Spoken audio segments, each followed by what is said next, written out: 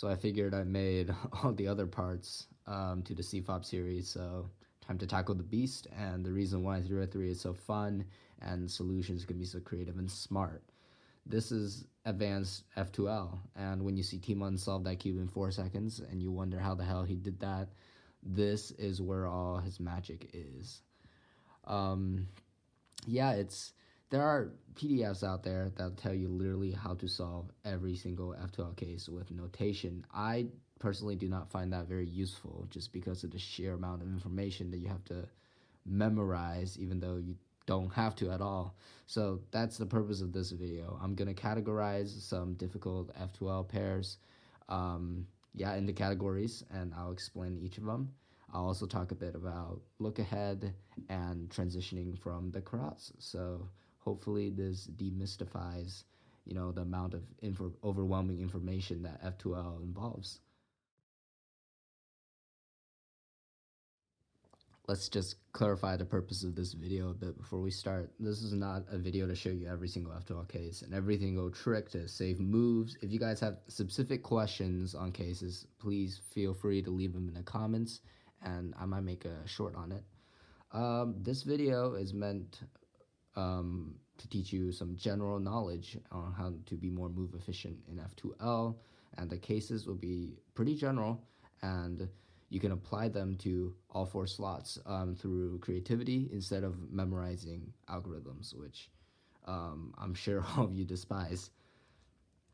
All right, let's get started. So this first grouping of F2L cases are these where they're attached and in the top layer but attached incorrectly. So in beginner's method for F2L, we'll first separate and then connect.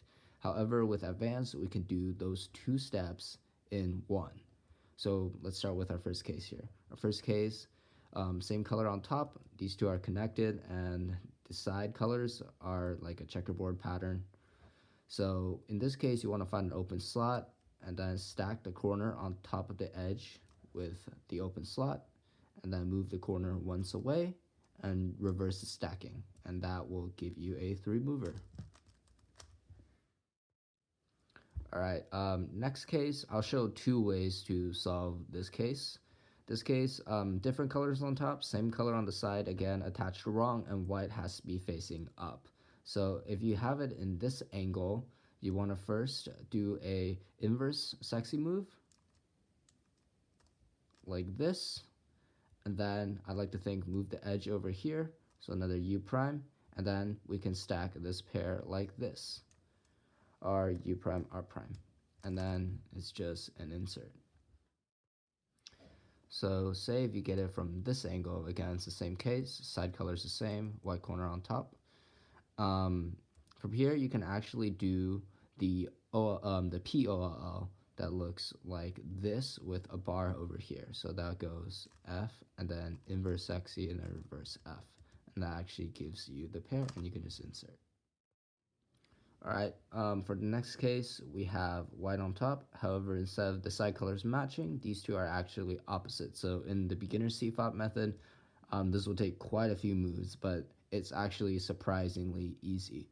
So this, again, we have to find an open slot. We have to tip the corner over the edge. So in this case with R, and then we could do a U2 and then reverse the tipping move, and that guarantees a 3 mover. Just as a reminder, all these cases can be applied with the left hand and can be mirrored into the back slots.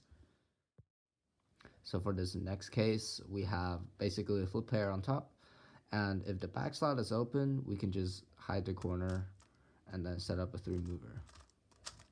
However, if this is last slot, which it is, there's a special way of doing it that's very fast because it's all 2-gen, which means R's and U's in this case, but 2 layers of the cube. So it goes like this. And then you can put the edge behind, and then U2, the insert. So next we're going to talk about edge being stuck in the middle layer, and there's a few cases for this. So this is a very common case, and instead of taking the edge out first, like in beginner CFOP, we need to take it out in a way that can automatically just pair the pair for us. So in this case, we can hide the corner over here, and then teleport this edge over here with r, u prime, r prime, and that'll give you a pair for insert. Another way to solve this pair, well, you can rotate and do the lefty of what we just did, but another common algorithm for this case is first put the corner over here, and then do an r, u2, r prime to set up a 3-mover for insert. This case is very similar to the previous one, however the edge is flipped, and in this case we will first do a u2 and then take this edge out with r, u, r prime for a solved pair. So now we have a free pair situation, but this pair is inserted the opposite way. It's kind of funny looking.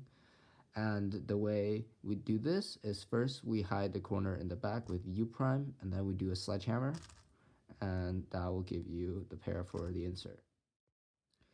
So this is the flip pair of the previous case.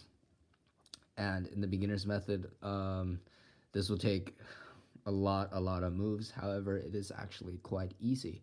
So from here, you could just do 3 sexy moves and the pair would go in. However, if this is not already the right slot, you can do 2 sexy moves to get a pair on top. So next we're going to talk about corner being stuck in the bottom layer instead of edge being stuck in the middle. So this case, a lot of people know it, but in beginners, again, it will take a lot of moves, first taking out this corner to the top and then pairing. However, the way to recognize this is if the white points outwards and these 2 stickers are the same color, in this case both green, then this pair goes in with 2 sexy moves. But if this is not the right slot, you could just do 1 sexy move and get a 3-mover to be inserted. This is very similar looking to the previous case. However, the 2 stickers that we look at, the side of the edge and the side of the corner, are now different colors. The way to do this, we actually already covered in this case. So we split these 2 up. We move the edge to the same axis as the corner. So in this case, u prime, and then to make a pair, we have to do r, u prime, r prime to stack the corner on top of this edge like that for an insert. Again, I'm only showing the righty versions of all these algorithms. They can be mirrored, and there are other cases for back slots that I'm not going to get into. So when the corner is solved and we just need to insert an edge for a pair, again, you can use beginner's method and it works fine. So you could like move the edge away, then do a sexy move, and that will set up a 3-mover to be inserted wherever you wish. There are different cases for EO, but again, I could do a whole separate video on that if you guys want. For cases where both are stuck in the bottom, which is very unfortunate, there's something called keyhole, which might be an option, and we'll talk about that later on in the video. But normally for these, I just take them out a specific way and then remember the case so that I can do them fast enough. So it's the same as beginners, but you take them out and you have to know exactly what case so that you can go straight into it. Okay, let's talk about keyhole. So keyhole requires at least 1 more open slot than the slot that you're solving. So if it's last slot, you can't do keyhole. And the idea is that one of your F2L components is solved. So let's say in this case, the orange-green pair, the corner is solved. And we just need to put the edge in an efficient way. So before we said you could use beginner's method, but if you have a slot open, say like this one, then it's actually worth it to do keyhole. So to preserve this corner, let's first move it out of the way. And then now we have to insert this edge here. This was our open slot. So if this slot was filled, we'd be destroying an F2L pair. But since it's open, we get to utilize it. So we can just insert this edge in here with r, u prime, r prime, like that. And then we'll do a D to bring back the corner. And the same thing works with corners. So say the component solved is a corner like this. An edge. And we have to put the corner in here with efficiently. So the way that we can do this is that's our target corner. We can move it under the corner, put the corner in, and then align to get the pair back. Okay, so that generally covers all the special cases for advanced F2L. Of course, you can mirror the cases into the back slots, or do them with your left hand, or change the orientation of the cube and insert like some F moves. Yeah, those are all viable options. But now a common question is, what is look ahead, and what about that? So look ahead is when you're solving your current pair, you can do it so well that you have the mental capacity to observe the top layer and the rest of the cube to find your next pair before you're even done solving your current pair. So that's what contributes to the pauseless solves. And this takes a lot of experience, and I noticed that since I've been solving a lot, sometimes I can immediately recognize which pairs will be solved when I solve this pair, or what case I am going to get for the next pair when I solve this pair. So a good way to start doing look ahead is when you're solving your current pair, look around for other pieces and not have to think about your current pair.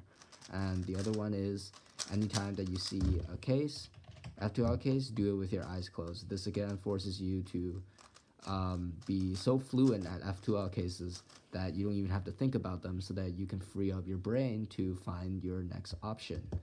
I'm not going to go in depth again. This is not a full video on that. F2L is very much like soloing in jazz. I feel like it's like a lifelong pursuit to, perfect, find new tricks and tips. Yeah, there's a lot of great resources out there. I learned a whole lot from JPerm, Laser Monkey, some of his example solves, and Brody the Cuber has some very, very, very good stuff. And yeah, we've barely scratched the surface for advanced F2L, and there are special cases that you can take advantage of, and we can't dive into all of that at once in this video. And if you guys want to, again, learn any specific case and see how I do them, then go ahead and leave a comment, and I'll try to respond or even make a short video out of it. Yeah, thanks for watching.